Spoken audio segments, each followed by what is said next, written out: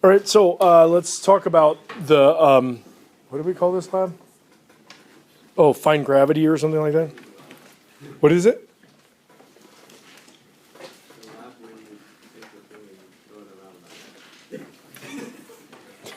Yeah, that's what we'll call it. The lab with the thing and it's going around and, okay. So determine gravity, right? Obviously, your whole point, whole perspective is that you're supposed to use that equation, which you like, whatever, this is the rubber stopper, V squared over the hanging mass times R. This equation was supposed to get you something close, like approximately like around 10 meters per second squared. That's the idea. Yeah, if you're 7, 8, 10, 12, something like that, then you should be able to explain away the reasons why you got it. If you're 20 or 2, then there's something wrong with your data. So you need to like look at your data and figure out, you must find out what the error is. Because if someone's at 7 or 11, then they can say, all right, well, we had about a 20% uncertainty.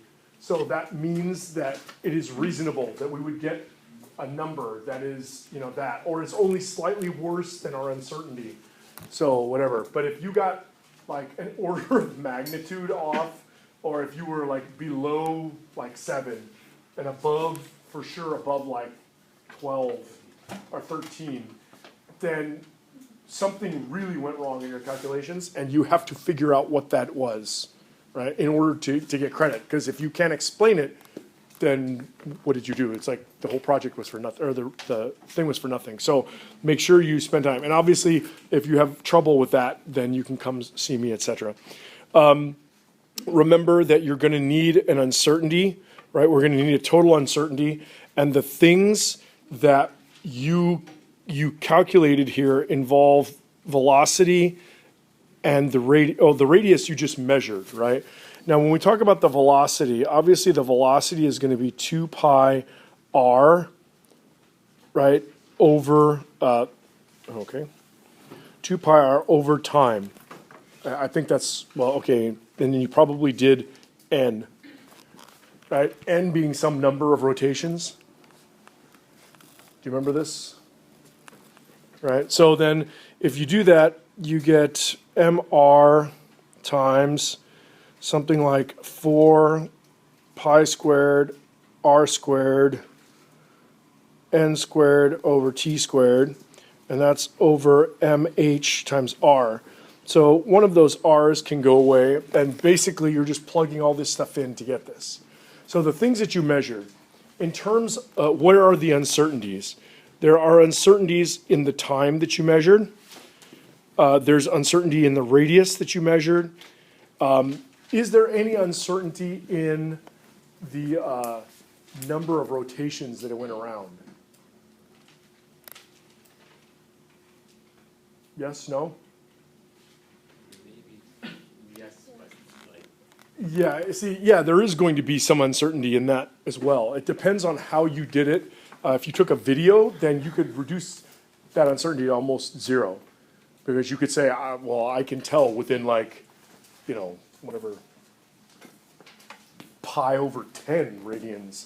I can set a very small angle, the difference. But, okay, so with this, your uncertainty, you have to find the uncertainty for each of these. Let me see, anyway. Okay, so then you're going to have an uncertainty for the radius, and that's going to be your average radius value divided by the delta r. When I say delta r, do you know what that means? Yeah, it's like you were looking at the bottom of your tube and some indicator, like a knot or a piece of tape. You saw how much it went up and down, yes? So you should be able to say, okay, you know what, I think it didn't go up and down more than like, say, a centimeter, right? If your purse swinger was really bad or spinner was really bad, you could say, okay, it went up, up and down like 2 or 3 centimeters. Up and down 2 or 3 centimeters, whatever. That lets you determine. That lets you get delta r. Then you have delta t. Okay, now in that one, that's going to be almost nothing because your timer, human reaction time or something, so maybe like 0.2 seconds over your average time. And the times were huge, right?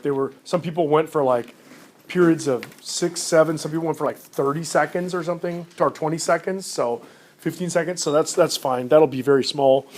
And then your uncertainty for the number is going to be how far off do you think your guessing for the number of rotations would be? I hope no one here would miss an entire rotation. I'm guessing, at most, people are going to be off by maybe I'm maybe like pi over 3 maybe, because like as it's swinging by, you're saying stop or start, or you're counting it within like maybe a 60-degree arc. I'm just guessing. If you feel like your judgment was worse, fine, make it pi over 2, whatever. And then this is going to be over the full thing. So the full thing is the number of rotations, right? So that's going to be like, and pi over 3 is in radians. So this will be like n 2 pi. Does that make sense? You could also do this. Let's say you said 60 degrees, or even you could say 60 degrees is 1/6 of a rotation, and then you could say 10 rotations on the bottom. It doesn't matter what notation you use; it's all going to come out to be the same. Okay. Now, and then once you have that, because over here we have a square term on n and we have a square term on t, so we have to put a coefficient. So when you finally do the total uncertainty, and you do this, you can have the uncertainty of r squared plus 2 times the uncertainty of n squared plus 2 times the uncertainty of t squared. Because those terms are squared in the term you use to calculate. And if you used omega, then your mileage will vary, right? Because you have to do something slightly different.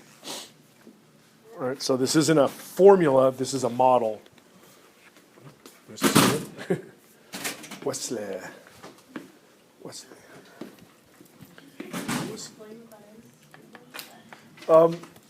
What we're doing is trying to say, it's kind of like, pretend like each one of these is like an arrow that you shot at a target. You were shooting for this, and these arrows landed there. Like that's R, that's N, and then that's T, right?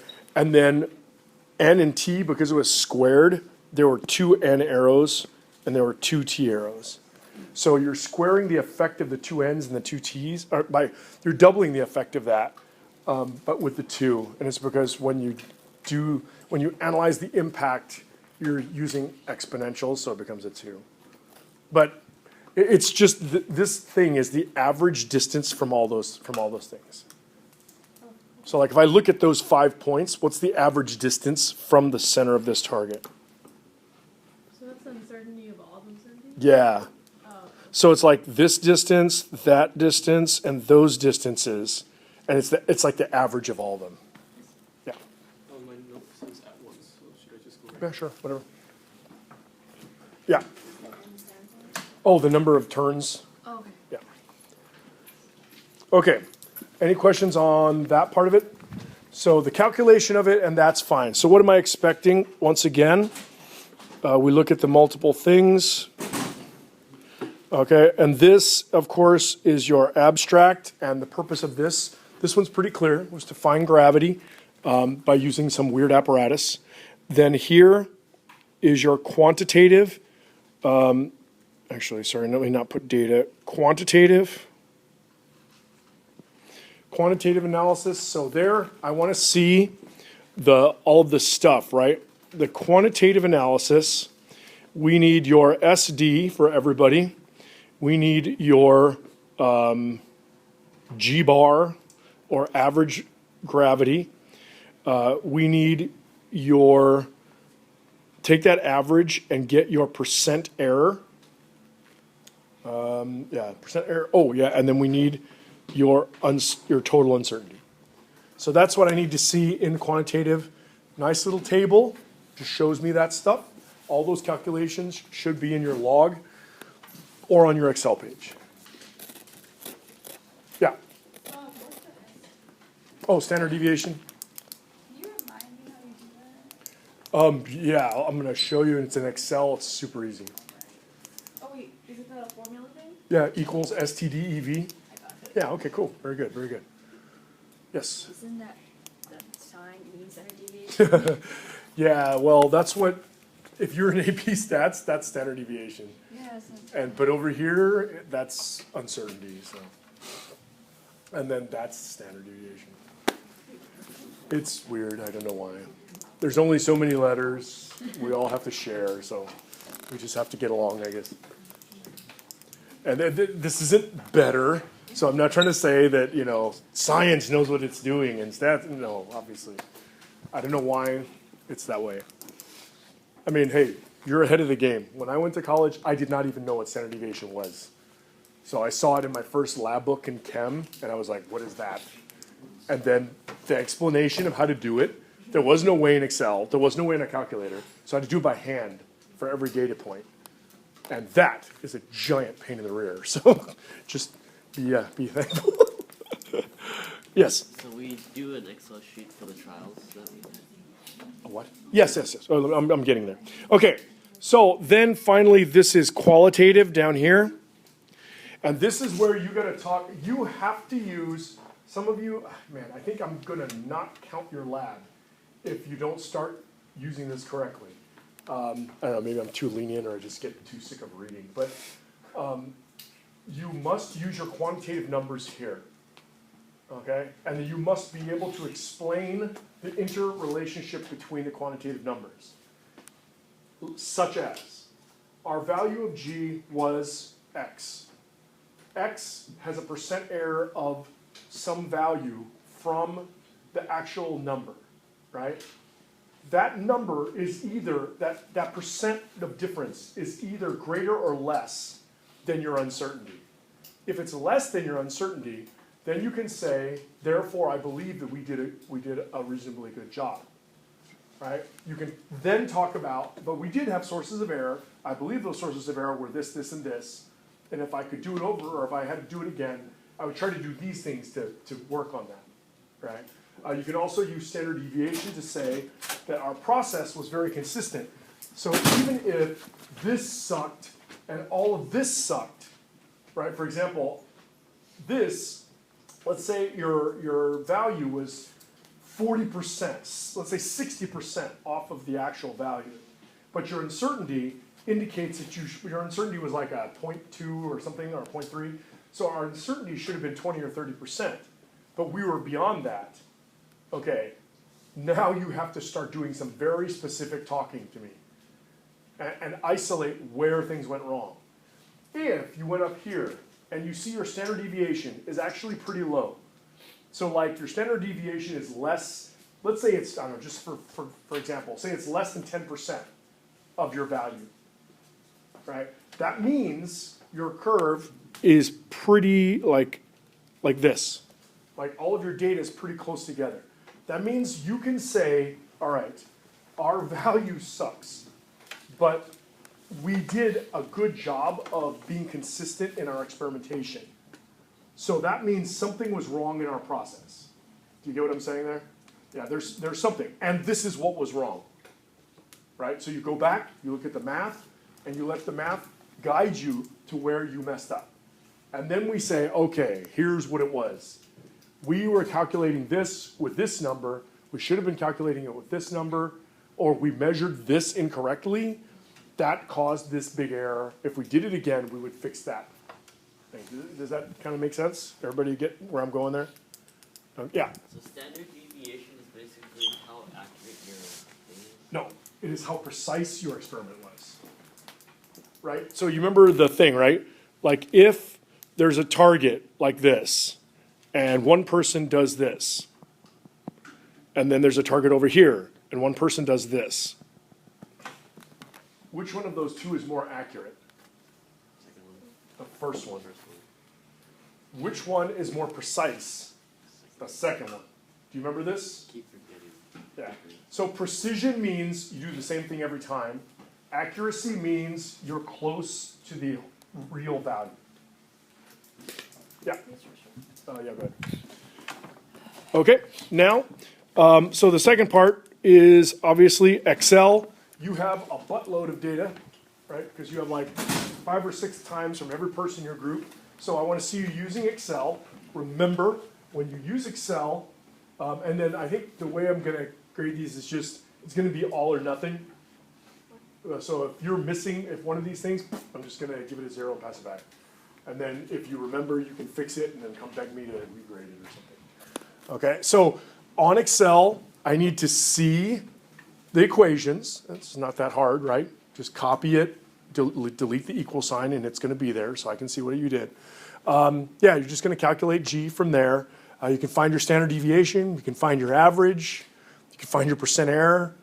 Probably the only one you need to do by hand is uncertainty. This should take care, for Excel, you should be able to take care of most of your data in one quick shot. Right? The purpose of Excel, even though you may think now is to be a pain in your butt, the purpose is to make life easier. Okay, so that you're not hand punching all these calculations into your calculator. Questions on that? Do you want all of our data points or just the hat? Oh no, I want all of your data points. But you only have 15 per group, right? Yeah, 15, something like that. So it should just be all 15 numbers and then average, SD, boom, really quick. Yeah. Wouldn't matter if we just had like 10. What it was 60 rotations. What's that? If we had 10 trials, what it was 60. Did you only have 2 people, is that why? Oh no, because we only had 5. We had 3 people, but we wanted to keep things. How did you do 10 trials with 3 people? No, because in week some of us couldn't do it. That's why. Oh, it is what it is. Put down what you got, and we'll see how it goes. Okay, questions? All right, yeah? Qualitative is part of the error analysis, right? Yeah, both of these two are error analysis. Okay. I mean, this is publication of your results and the beginning of error analysis because you're posting this. I mean, I used to have it separate and all this, but now I'm just trying to make it as fast as possible. And then, of course, this is just the log. Yes? For n squared in the, try to find the gravity formula, is it supposed to be in rotation? I mean, Yeah, that's like the number of rotations. And it doesn't matter what you use as long as you're consistent. So if you use radians on top, you have to use radians on bottom. If you use rotations on top, you have to use rotations on bottom. Do you get what I'm saying? If you say, oh, I think I'm off by half a rotation, then you use half over however many rotations you used. Oh, that has to be radians, yeah. That has to be radians. Okay, questions? Any other questions? Yeah. Do you want standard deviation with gravity or? Yeah. Just standard deviation of the gravity. Yeah, I'm recording all this. Okay, any other questions? Oh, yes, no, yes. Well, when you type out Excel, you can just easily find out standard deviation. What's the symbol to do it? Oh, the command? Yeah, command. Equals STDEV, open parens, select your thing, hit enter. Right? Average is equals average. And then you can find your percent error very easily by taking your average, whichever one's going to make it negative. Take, I don't want to, you could do absolute value, but that's kind of a pain. So just take your average minus 9.8 and then divide by 9.8, and that'll give you, and then turn it into a percentage, make it a positive percentage, and I'll give you your percent error. I'll write that down just to be clear. Percent error. Obviously, usually you want to use your absolute value, so you can use O minus A over A times 100%. What does that mean for you? Basically, that's your G bar minus 9.81 over 9.81 times 100%. And then there is a command, I think it's like equals ABS or something, but I'm not sure exactly, to be honest. You'd have to look that up in Excel. Or just when you subtract, if your average is less than gravity, then do 9.8 minus g. If your average is bigger than gravity, do your average minus 9.8, whatever. Okay, questions? Anyone else? All right.